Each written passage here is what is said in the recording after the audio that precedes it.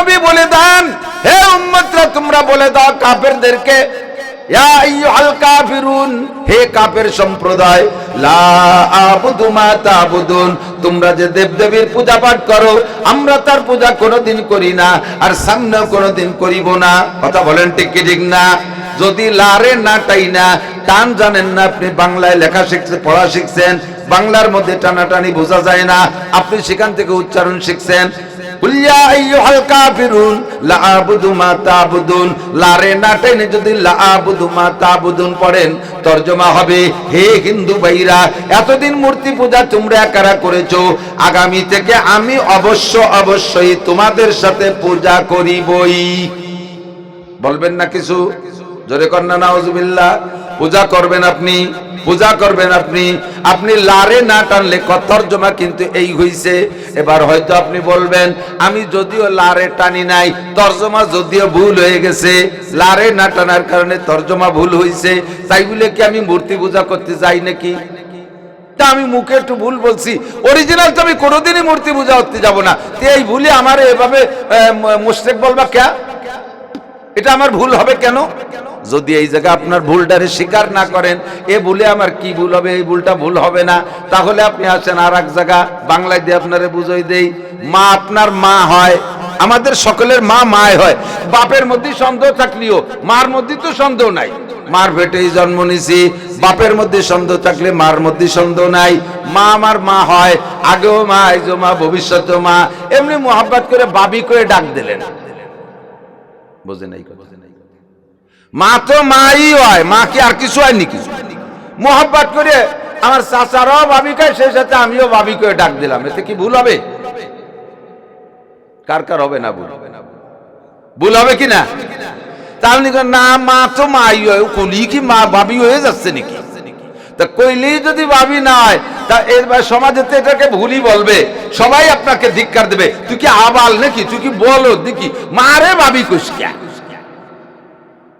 মারে ভাবি কইলে যদি ভুল। আর চাইতে আর একটা গাঢ় একটা কথা কই দিই, বউ তো বউই হয়, তালাক দেন নাই, বউ বউই আছে, এমনি মোহাব্বত করে মা করে ডাক দিলেন, ভুল হবে? ভুল হবে? বউ তো বউই, একটু মুখ দিয়ে কলি কি ভুল হয়ে গেল নাকি? অবশ্যই ভুল হবে। এ জায়গাও যদি ভুল হয়, ও জায়গা আপনার ভুলই হবে। লারে নাটাই না পড়লে যেই ভুলটা ওই ভুলই হবে, আপনার নামাজ হবে না, একে বলে লাহানে জলি। কথা বলেন, কুল আতিউল্লাহ ওয়া আতিউর রাসূল ওয়া উলিল আমরি মিনকুম ফাসআলু আহলা যিকরি ইন কুনতুম লা তা'লামুন। যে বিষয়টা তোমরা না জানবা, জাননেওয়ালাদের কাছে জিজ্ঞাসা করে মাসালা জেনে নিবা। আল্লাহর হুকুম ফাসআলু, উলামায়ে কেরাম জানে শরীয়তের মাসালা তৈরি করার জন্য ক্লাসিফিকেশন আছে, কুরআন হাদিসের ভিতরে ভাগ করা নাই যে এই কটা ফরজ, ফরজ নামকে ফরজ সব জায়গা ভাগ করা নাই, ফরজ আর ওয়াজিব আর সুন্নাত এগুলোকে ভাগ করতে হয় উসুলের দৃষ্টিতে, সূত্র ধরে ভাগ করা লাগে। কোরআন শরীফ দলিলের ভিতরে, কোরআন আর হাদিসের ভিতরে দলিল যদি হয়, আলেম তালবে আলেমরা খেয়াল করেন, আপনাদের জন্য একটু কঠিন হচ্ছে, সামনে গেলে সাফ হয়ে যাবেন ইনশাআল্লাহ। খেয়াল করেন, শরীয়তের মাসালা ফরজ প্রমাণিত হয় কোন হুকুমের দ্বারা? কোরআন শরীফে আসছে কুতিবা আলাইকুমুস সিয়াম, তোমাদের পর রোজা ফরজ, রোজা কুতিবা আলাইকুমুস সিয়াম, তোমাদের পর রোজা ফরজ করা হয়েছে। এই আয়াতের দ্বারা কিন্তু রোজা ফরজ হই নেই। না জড়াই গড়াই নসিনিকা একটু বুঝতে পারতেছি না, আপনারা কি টের পাচ্ছেন আমি কি করতে যাচ্ছি? কুতিবা আলাইকুমুস সিয়াম, তোমাদের পর রোজা ফরজ করা হয়েছে, কোরআন শরীফের আয়াত। আল্লাহ বললেন, শরীয়তের ভাষায়, ফিকহের ভাষায় উলামায়ে কিরাম মাসালা আবিষ্কার করতে গিয়ে বলেন এই আয়াতের দ্বারা রোজা ফরজ হই নেই, এই আয়াতের দ্বারা রোজা ফরজ করা হয়েছে একটা খবর দেছে, তোমাদের পর কিন্তু রোজা ফরজ করা হয়েছে, এই একটা খবর দেছে। তো ফরজ হলো কোন আয়াতের দ্বারা? পরবর্তীতে আর এক আয়াত আছে, ফামান শাহিদা মিনকুমুশ শাহরা ফালইয়াসুম, তোমরা যারা রমজান মাস পাবা অবশ্যই রোজা রাখো, এই শব্দের দ্বারা আলো রোজা ফরজ হয়েছে। এটা হলো আদেশের শব্দ, একে আরবিতে বলে আমর, একে বলে আমর। তো কোরআন শরীফের ভিতরে যে আয়াতগুলো আরবিতে বলে কতিউস সুবুত কতিউদ দালালাত, আয়াতটা মানে দলিলটা অকাট্য, যার ভিতরে কোনো কাহারও কোনো সন্দেহ নাই, আর এর তর্জমাটাও অকাট্য, এর ভিতরে কোনো ইখতিলাফার মতানৈক্য নাই।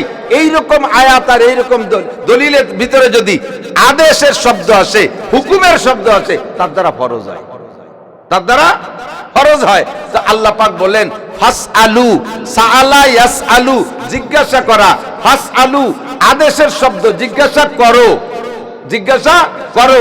কুরআন শরীফের আয়াত, দলিলের মধ্যে কোনো সন্দেহ নাই, তরজমার মধ্যে কোনো পেশপেশি নাই, এর ভিতরে আদেশ আছে ফাসআলু, জিজ্ঞাসা করো। হুকুম করছে কে? আল্লাহ হুকুম করছে জিজ্ঞাসা করো আহলা যিকরে, জাননেওয়ালার কাছে, ইন কুনতুম লা তাআলামুন, যদি তুমি না জানো। তাহলে এবার আমাদের জাননেওয়ালাদের কাছে, সাধারণ মূর্খ অশিক্ষিত আমরা যারা জানি না, আমাদের জন্য জাননেওয়ালাদের কাছে জিজ্ঞাসা করা নফল না ফরজ? বলবেন না? আমি বুঝতে পারিনি আপনাদেরকে। জিজ্ঞাসা করা নফল না ফরজ? সুন্নাত তো ফরজ। কাজেই এই যে ইমাম মানা ফরজ বলা হয়, ইমাম মানা ফরজ, এই আয়াতের দ্বারা ইমাম মানা ফরজ। ইমাম সাহেব জানে সবকিছু। ইমামে আবু হানিফা রাহমাতুল্লাহ আলাইহি, শাফি আহমদ মালিক রহিমাহুমুল্লাহ, এনরা বহুত বড় বড় বিজ্ঞ আলেম, কুরআন হাদিসের গহ্বর তলদেশে ডুবাই যাইয়া শরীয়তের যত ছোট বড় মাসালা আছে সব বের করে প্লেটে করে রাইখা গেছে। আমরা কোনো মাসালা না জানলে ওনাদের কাছে প্রত্যাবর্তন করা, ওনাদের কাছে জেনে জিজ্ঞাসা করে নেওয়া ফরজ। বর্তমান সময়ে যারা বড় আলেম আছে, আমার বাংলাদেশে বড় আলেম যারা আছে, তারা এখন তো ইমাম আবু হানিফা, শাফি আহমদ মালিক নাই।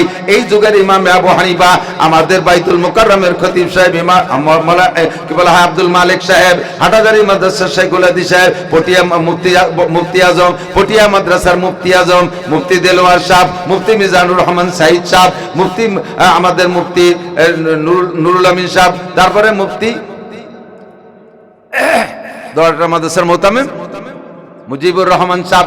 আপনাদের এলাকার জন্য আবু হানিফা মুফতি মুজিবুর রহমান সাহেব, এনাদের কাছে জিজ্ঞাসা করে মাসালা জেনে নিয়ে ফরজ। সামনের দিকে গেলে আরো কঠিন হয়ে যাবে, বিদায় ওদিক যাব না। তাহলে আমাদের শরীয়তের বিধিবিধানের দলিল কয়টা পাইলাম? তিনটে। এক নম্বরে কোরআন, দুই নম্বরে হাদিস। এই দুটো আল্লাহ আর রসুল বলেছেন। আর আল্লাহ পাক সাথে আরেকটা জানাই দিয়েছে, তোমাদের শরীয়তের মাসালার সিদ্ধান্ত দেওয়ার জন্য হক্কানি রব্বানি ওলামায়ে কেরাম, উলামায়ে কেরাম এই মাসালা নিয়ে আলোচনা করে ভিতরে যেখানে যা ছোট বড় দরকার সব বের করে বলবে। আর নবী আলাইহিস সালাতু ওয়াস সালাম সাহাবায়ে কিরামদের মজলিসকে বলা হয় ইজমাই সাহাবা, ইজমাই উম্মত। এটা 3 নম্বর দলিল। কোরআন হাদিস আমাদের শরীয়তের দলিল তাহলে 4টা। 1 নম্বরে কোরআন, 2 নম্বরে হাদিস, 3 নম্বরে ইজমাই সাহাবা, 4 নম্বরে কিয়াস। আর কিয়াস করবে উলামায়ে কেরাম। কথা বলেন, এই কোরআন শরীফ আমাদের কাছে আসছে কিভাবে সেইটা বলবো বলি কি দেখি রে সবাই বড়াই নইছি খানিক জায়গায় চলে এসে এদিকে আসেন। নবী আলাইহিস সালাতু ওয়াস সালাম 40 দিন পর্যন্ত আল্লাহকে খোঁজার জন্য জাবালে নূর, গারে হেরা, হাদিস সাহেব আছেন নাকি কেউ? হাদিস সাহেব থাকলে জানেন, জাবালে নূর, নূর পাহাড় মক্কায়, এর ভিতরে একটা গুহা আছে গারে হেরা। গার মানে গুহা, হেরা গুহা বলা হয় যাকে। পাহাড়টার নাম জাবালে নূর। আল্লাহ পাক আমাকে একবার যাওয়ার তৌফিক দিয়েছেন। প্রথম যখন হজে গেছি 2013 সালে, সেই সময় 40 কেবল পার হয়েছে বয়স। সেই সময় শক্তি ভালো ছিল, সাহস করে উঠে গেছি আলহামদুলিল্লাহ। ফজরের নামাজ মক্কায় পড়া, তারপরে ভোরে ভোরে গাড়ি নিয়ে চলে গেছি। যাইয়া গাড়ি পাহাড়ের যতদূর উঠা যায় গাড়ি নিয়ে অতদূর গাড়ি নিয়ে উঠছি। তারপরে একটু রওনা দিছি পায়ে হেঁটে, 3 জন, তার ভিতরে আমি একটু হালকা পাতলা বেশি। আমার লাগছে 45 মিনিট, বাকি 2 জনের লাগছে আরো 15 মিনিট বেশি। উঠে চলে গেছি। যাওয়ার সময় দেখে গেলাম এক পাকিস্তানি, এই মোটা, এত বড় ভুড়ি, হাঁটতে হাঁটতে ঘামিয়া, টুপি খুলছে, রুমাইল খুলছে, জামা খুলছে, গেঞ্জিও খুলছে, পেটের পাশে ঘাম বেয়ে পড়তেছে, মুখটা ঝরতেছে, লাল টকটকে মানুষ, এত বড় ভুড়ি, নাভি হাতে লাগল পায় না। আমি আগে আগে যাইয়া ভিতরে ঢুইকা আলহামদুলিল্লাহ 2 রাকাত ইশরাকের নামাজ পড়ছি। আমি যে এই দেখি ওই জায়গায় 3টে মেয়ে বসা। আমি যার সাথে সাথে মেয়ে 3টে বেরোয় গেল। আমি সুযোগ পেয়ে একা একা মাশাআল্লাহ নামাজ কালাম বসার পরে আমার মনে হচ্ছে, গাড়ে হেরায় ঢোকার পরে আমার মনে হচ্ছিল যে এই জায়গায় বসে নবী আলাইহিস সালাতু ওয়াস সালাম জিবরাইলের সাথে সাক্ষাৎ পেয়েছিলেন। আমার মনে হয় আমার সাথেও জিবরাইল দেখা করতে আসবে। প্রত্যেকটা মানুষ যারা ওখানে ঢুকছে আমি শুনে দেখছি, সকলের ভিতরে এমন একটা হালাত আসে, ও জায়গায় ঢুকলে আর বসলে মনে হয় যেন আমার সাথে মনে হয় জিবরাইল দেখা করবে। আল্লাহ যেন আপনাদের সবাইকে যা তৌফিক দান করে। যাবেন যাবেন নিয়ত আছে ইনশাআল্লাহ, নাকি কক্সবাজার কুয়াকাটা যাবেন? একটু ভয়সা গুছা নদী যাওয়ার জন্য আর সময় থাকতে যাবেন। 70-80 বছর বয়সে গেলে একেবারে উপর দিক চাইয়ে সময় মতো আসতে পারলাম না, উঠতে পারলাম না। এই হাই সাইডে নিচে একটা পেশাবখানা আছে, ওইতে পেশাব টেশাব করে দিলে এটা লাগে। বয়স থাকতে যাইয়েন। বাঙালি আজি রাজা একেবারে আগের কুরবানির গরুর মতো হলি। মুরব্বীকে মনে আছে নাকি? আগে কুরবানির গরু, কুরবানি দিতে কিরম গরু একেবারে আতাল করে, যেটা আলে নাঙ্গলে সবকিছু তো বাদ পড়ে গেছে, দাও ওইটারে জবাই দাও। গোস্ত যা একটু হতো 3-4 দিন সেদ্ধ হতে হতে, এরপরে গোস্ত খাতে গেলি দাঁত নড়িয়ে যেত। এইরকম বাকড়াই মাল আগে কুরবানিতে। ইদানিং তো আইডিয়ার পাল্লা চলতেছে মাশাআল্লাহ। ইদানিং হজেও আইডিয়ার পাল্লা চলতেছে, যুবক যুবতীরা খুব যাচ্ছে আলহামদুলিল্লাহ। আমার 4 ছেলেরা হেফজ শেষ করার পরে উমরা করাই নিয়েছে, ওরা গেছে ওই জায়গা উঠছে আলহামদুলিল্লাহ। তো যাইয়া আমি ঢুকার সময় একটা জায়গা আছে একটুক সিপা, ওই গুহার ভিতরে ঢুকার আগে একটুক।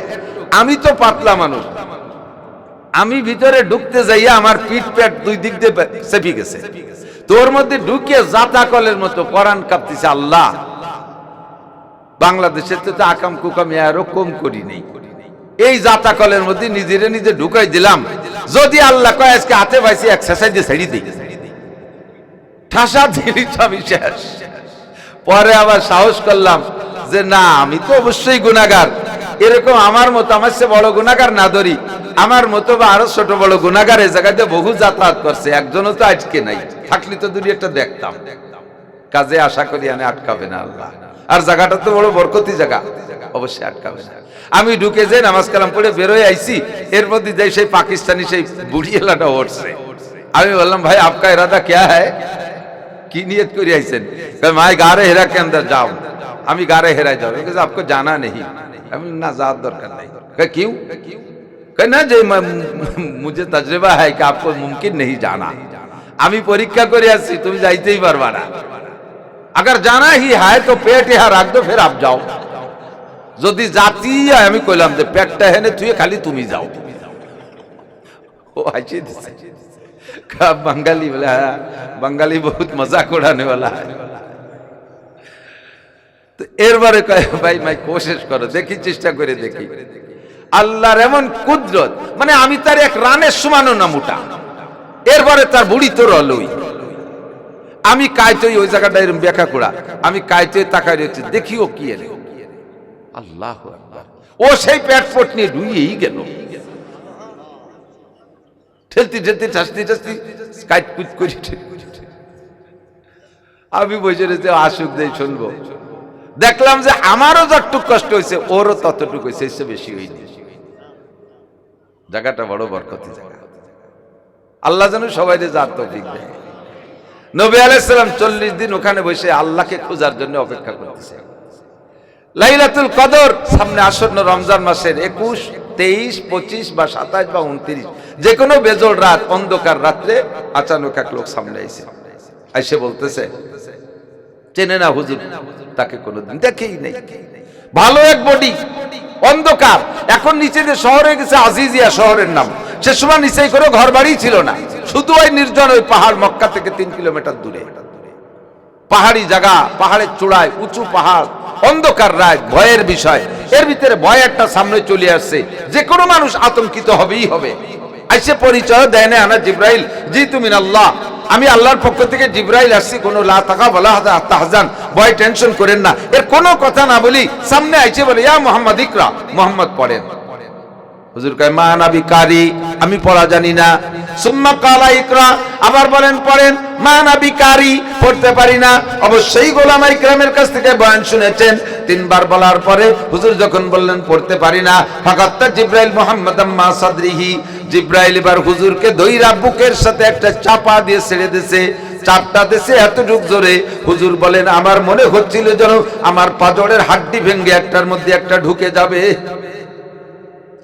আবার মরেও যাবেন না, সহনীয় পর্যায়ে আল্লাহ যতটুক শিখাই দিয়েছে ততটুক মেজারমেন্ট মাপ ঠিক করে চাপ দিয়ে ছেড়ে দেওয়ার পরে ভাই ইকরা পড়েন। এবার হুজুর পড়া শুরু করে দিলেন। ইকরা বিসমি রাব্বিকাল্লাযী খালাক, খালাকাল ইনসানা মিন আলাক, ইকরা ওয়া রাব্বুকাল আকরাম আল্লাযী আল্লামা বিল কলাম, আল্লামাল ইনসানা মা লাম ইয়ালাম।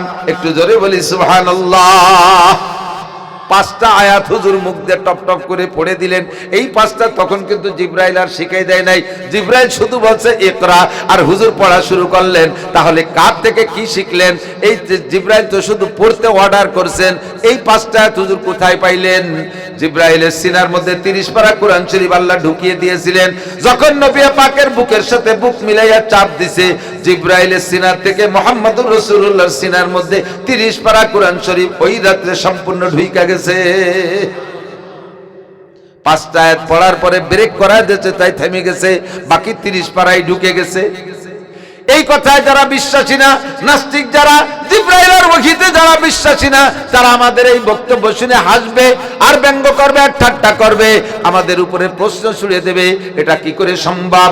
একটা ছেলেকে 10 বছর ক্লাস 1 থেকে 10 পর্যন্ত পড়াই, 3-4টা টিউশনি মাস্টার রেখে পড়াই, ছোট্ট থেকে ছোট্ট একটা বই এত পরিশ্রম করে পড়ে তাই A to Z মুখস্থ করতে পারে না, আর বুকের সাথে বুক মিশে চাপ দিলি 30 পারা কোরআন শরীফ ঢুকে যায়। এই ফাও কথা পাও কোন জায়গা?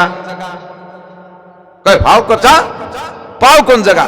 এবার তাদের বলি, ফাও কথা তোমরা যে জায়গা পাও আমরাও সেই জায়গা পাই, তোমরা যে জায়গা পাও আমরাও সেই জায়গা পাই। এই মোবাইলটার ভিতরে 32 জিবির একটা মেমোরি আছে, এই মেমোরিটার বয়স 5 বছর। আমি এর মধ্যে অনেক কেরাত, গজল, ওয়াজ, নসিহত অনেক কিছু লোড দিছি। আজকে নতুন একটা মোবাইল কিনে নিয়ে আসলাম, ওর মধ্যে 32 জিবি একটা মেমোরি আছে, এইটা লোড আছে 32 জিবি ভরপুর ভরা আছে, আর এই মেমোরিটা সম্পূর্ণ খালি। এবার এই মেমোরিতে যে 32 জিবিটা যেটা লোড আছে, এইটার মধ্যে যা আছে ওই নতুনটার মধ্যে নেওয়া যায়, কতক্ষণ যায়? এটা তো ভরছি 5 বছর ধরে, ওটার মধ্যে ঢুকতে তো আর 5 বছর লাগবে, কথা কয় না? কতক্ষণ লাগবে? বেশিক্ষণ লাগবে না। এই মোবাইলের ব্লুটুথ ওইটার সাথে ব্লুটুথ কানেকশন দিয়া দুইটা মোবাইল বুকের সাথে বুক মিশে এক বালি সিসিট করে একটু কাট করে শোয়াই তুলে কিছুক্ষণ এক জায়গা বুকের সাথে বুক মিশে রাখলে এর বুকে যা আছে সব ওর বুকের মধ্যে যায় কি যায় না? মোবাইল একটা জড় পদার্থ, নিজস্ব কোনো ক্ষমতা নাই, কোনো ক্যাপাসিটি নাই, একটা মুর্দা মানুষের আবিষ্কার। আল্লাহ পাক বলেন, হে বিজ্ঞানী অজ্ঞানীরা, তোমাদের এতটুকু একটা মাথা, বিলের মাথার মতো একটা মাথা, ওর মধ্যে পটাক্কানি গিলু, এই যে তোমরা এমন আবিষ্কার করতে পারো যে একটা মোবাইলের ভিতরে 5 বছর না 50 বছর পর্যন্ত যদি কিছু লোড দাও, এইটা আর একটা মোবাইলের ভিতরে ব্লুটুথ কানেকশন দিয়ে নিতে যদি 2-1 মিনিটের মধ্যে নেওয়া যায়, তাহলে আহকামুল হাকিমিনের কুদরত রব্বুল আলামিনের ক্ষমতা এর চাইতে 1000 কোটি গুণ বেশি। জিবরাইলের সিনার থেকে মুহাম্মদুর রাসূলুল্লাহর সিনার ভিতরে 1 সোয়া দেওয়ার সাথে সাথে ঢুকতে পারে কি পারে না?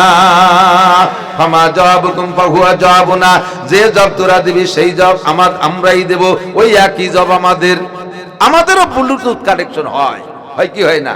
কাজেই এটা হলো সিস্টেম, এটা হলো সিনার থেকে এলএম যায় সিনার থেকে সিনার মধ্যে, এলএম যায় সিনার থেকে সিনার মধ্যে। নবী আলাইহিস সালাতু ওয়াস সালাম বয়ান করেন, আমার দিক হুজুর বয়ান করেন, সাহাবায়ে কিরাম এরকম দূরে দূরে বসা, হুজুরের আকর্ষণে সাহাবায়ে কিরাম শুধু সামনের দিকে আগাইতে থাকে, চুম্বক আর লোহার আকর্ষণের মতো।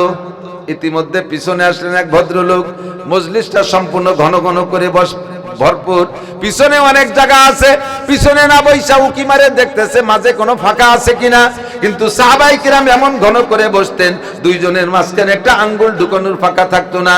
উনি মাঝখানে ফাঁকা না পাইয়া উকি মেরে দেখে হুজুর আর সামনে যেই সাহাবা বসা আবু বকর, দুইজনের মাঝখানে একটা সিট খালি আছে। উনি হাত ঢুকাইতে ফাড়তে ফাড়তে মাঝখানে আইসা হাত্তা জালাসা ইলান নবী সাল্লাল্লাহু আলাইহি ওয়াসাল্লাম ওয়া আসনাদা রুকবাতাইহি ইলা রুকবাতাইহি ওয়া যাকাবাইহি আলা ফাকিজাইহি, ওনার রান হুজুরের রানের সাথে হাঁটু হুজুরের হাঁটুর সাথে মিশাই দিয়ে বসলেন, আর হাত দুটো রানের উপরে রাখলেন, একেবারে মাঝখানে কোনো ফাঁকা রাখলেন না। বিদায় নিয়ে চলে যাওয়ার পরে এবার নবী পাক জিজ্ঞেস করলেন, আতাদরুনা মান হাযা, এ তোমরা কি জানো কোন লোকটা পিছনে এসে পিছনে না বইসা সামনে এসে আমার মাঝখানে আমার সামনে বসলেন, তোমরা কি চেনো? সাহাবায়ে কেরামের স্বভাব ছিল জানলেও বলতেন না, বুঝলেও বলতেন না, কথাটা নবীর পর ছেড়ে দিতেন। বললেন আল্লাহু ওয়া রাসূলুহু আলামু, আল্লাহ আল্লাহর রাসূলই ভালো জানে। হুজুর এবার জবাব দিলেন, ইন্নাহু জিবরিল আলাইহিস সালাতু ওয়াস সালাম, উনি হলেন জিবরাইল, আতাকুম ইউআল্লিমুকুম দীনাকুম, এসেছে এসেছিলেন তোমাদের দিন শিক্ষা দেওয়ার জন্য। এই মজলিসের ভিতরে জিবরাইল 4টি প্রশ্ন করেছিলেন হুজুরকে। 1 নম্বরে মাল ঈমান, ঈমান কি জিনিস? 2 নম্বরে আমাল ইসলাম, ইসলাম কি জিনিস? 3 নম্বরে আমাল ইহসান, ইহসান বা ইখলাস কি জিনিস? 4 নম্বরে মাতাসা, কিয়ামত কবে হবে? এই 4টি প্রশ্ন করে তারপরে চলে গেলেন। হুজুর বললেন উনি এসেছিলেন তোমাদের মাঝে তোমাদেরকে দিন শিক্ষা দেওয়ার জন্য। সিস্টেম কি? বক্তার শ্রোতা কিভাবে বসবে, উস্তাদ আর ছাত্র কিভাবে বসবে, পীর আর মুরিদ কিভাবে বসবে, শ্রোতারা বক্তার কাছে কিছু জিজ্ঞাসা করতে হলে কিভাবে করবে, ছাত্র উস্তাদের কাছে জিজ্ঞাসা করতে হলে কিভাবে জিজ্ঞাসা করবে, প্রশ্ন ঢং কেমন হবে, জিজ্ঞাসাটা কেমন হবে। লা তাসআলু আন আশিয়া ইন তুবদা লাকুম তাসুকুম। আল্লাহ কোরআনে কারীমের মধ্যে বলেন কারো কাছে কিছু জিজ্ঞাসা করতে গেলে ওই জিজ্ঞাসাটা নিয়ে তুমি আগে ভাববা এই জিজ্ঞাসাটা করলে কি প্রয়োজন আর না করলে কতটুকু ক্ষতি, করলে কি লাভ, তার জবাব জানতে পারলে আমার কি লাভ, আর যদি এই প্রশ্নটা না করি তাহলে আমার কোনো ক্ষতি আছে কিনা। যদি নিজের কোনো ক্ষতি না থাকে আর ওইটা জানার মধ্যে যদি কোনো লাভ না থাকে তাহলে জিজ্ঞাসা করার দরকার নাই। বুঝেন নাই? একটু পরিষ্কার একটু উদাহরণ দিলে জরবুল কি বলা হয় সূরাতে মাসালা বলি। আমি আসছি, কখন আসছি এটা তো আমার গড়ি ধরে আসা মনে নাই। আসার পরে আইসে জিজ্ঞেস করে হুজুর আইছেন? সামনে দেখতেছে, দেখি হুজুর আইছেন, আসছেন। এরপর হুজুর কখন আসছেন? এইটা যদি আমি আপনার জবাব দেই তাতে আপনার কি লাভ? আমি বললাম 7:30টায় আসি, এ শুনি আপনার লাভ কি? যদি না শুনতেন তাতে লস কি? লাভও নাই লসও নাই। এই ভাব কথাটা কইয়ে এই আমল নামারে বুঝা বানান কে? ওটা তো কইলেই লেখা হয়ে যায়। এই কথাটা কি দরকার? হুজুর আজকে কি আর মাহফিল ছিল? সামনে কি আর মাহফিল আছে? কি আপনি কি সেইটা যে ওয়াজ করবেন নাকি আমার জায়গায়? যেটা ছিল সেটা থেকে টাকা কালেকশন করতে যাবেন নাকি? এই কথাটা জিজ্ঞাসা করার কি দরকার? আলী হোসেন সাহেব হুজুর আপনাদের এলাকাতে ছিলেন, উনি ওয়াজের পরে এক জায়গায় বসে ভাত খাচ্ছে। একজন এসে কয় হুজুর কি করেন? ভাত খাচ্ছে। কয় হুজুর কি করেন? হুজুর কয় ডুগডুগে খেলতেছি। আসানুক জব দিয়ে দেখতেছে ভাত খাচ্ছে। হুজুর কি করেন? হাডুডু খেলতেছি। লা তাসালু আন শাইইন তুবদা লাকুম তাসুকুম। জিজ্ঞাসার পদ্ধতি কি তাও শিক্ষাতে চাই ভদ্রলোক। একেবারে ওইভাবে আত্মায়াতুস সুরতে বসে, হাঁটুর সাথে হাঁটু মিশে যে কথা বলার জন্য জিবরাইল ওদিন নবী পাকের সিনার মধ্যে এলেন দিয়েছে বুকের সাথে বুক মিশাইয়া, কাজে দুনিয়া বুক কাছাকাছি হতে হয়। এই মজলিসে এসে বসছেন মাঝের ওই ফাঁকাটুক বন্ধ করে হাঁটুর সাথে হাঁটু মিশাই দিয়ে। বক্তা শ্রোতার বসার মজলিসটা এরকমই হতে হবে। এই যে 6, 8 আর 10 হাত দূরি বানাই দিয়েছে, আমি কথা বলি মোটে তৃপ্তিই পাচ্ছি না। আমার কথা আপনার সিনার মধ্যে ঢুকতে গেলে এই মাঝখানে ফাঁকা দিয়ে উড়িয়ে মুড়িয়ে চলে যাবে। এইদিকে আসলে আপনাদের এদিক থেকে একটু ফাঁকা হয়েছে, সাতক্ষীরের ওদিক চলেন মাহফিলি, এই মাঝখানে একটু কি চান দুয়াই দেয় না, এখানে পুরো ফাঁকা। ওই জায়গা শ্রোতাকে প্যান্ডেল, এই জায়গা বক্তার বাসর ঘর। এখানে বক্তার জন্য খুব সুন্দর বাসর ঘর এটা সাজাইছে, মাঝখানে এক কাঠা খালি। এত বিরক্ত লাগে কথা বলতে। কয়েকবার এই হাদিস দিয়ে এই বয়ান দিয়ে আমি বুঝে আসছি, এরপরও তারা বোঝে না। আর ওই অঞ্চলের মানুষ আরো চালাক, তারাই শীতকালে খুব একটা মাহফিল করে না, পুরা মাহফিল করবে এপ্রিল মাসে। প্যান্ডেল বানানোর যেটা এই যাতে খরচ না হয়, মাঠ বইরে খুঁটো গাড়িয়ে দিয়ে তার সাথে লাইট বাঁধিয়ে দিয়ে বক্তা জন্য এটা বাসর ঘর বানায় দাও, জ্বালিয়ে দাও। এতে তো প্যান্ডেলে খরচ হয়েছে 20,000 টাকা, এই 20,000 টাকা পাইছি। দুমসা চালাক আল্লাহ। এজন্য কাছাকাছি বসার সিস্টেম কেমন হবে? আলা হায়াতি তাশাহুদ, প্রথম বসাটা আত্মায়াতুস সুরতে হবে। উনি আইসা আত্মায়াতুস সুরতে বসে হাঁটুর সাথে হাঁটু মিশাই দিয়ে, হাঁটুর সাথে হাঁটু মিশাই দিয়ে হইলে বসান অবস্থা কেমন হতে হয়? আত্মায়াতুস সুরত। আমরা এই সুন্নতটার পর 1 মিনিটের জন্য আমল করে ফেলি, তাহলে 100 শহীদের সওয়াব পাবেন ইনশাআল্লাহ। আবার এরপরে আবার যেরকম পারেন সেরকম বসেন, কারণ শরিয়াতে ফেরেশতারা মানুষের আমলের প্রথম অবস্থাটা দেখে। মা বোনরাও খেয়াল করেন, প্রথম অবস্থাটা দেখে এই অবস্থাটা ভিডিও করে নিয়ে আল্লাহরে দেখাইয়া এরপরে ওরা বিরত হয়ে যায়।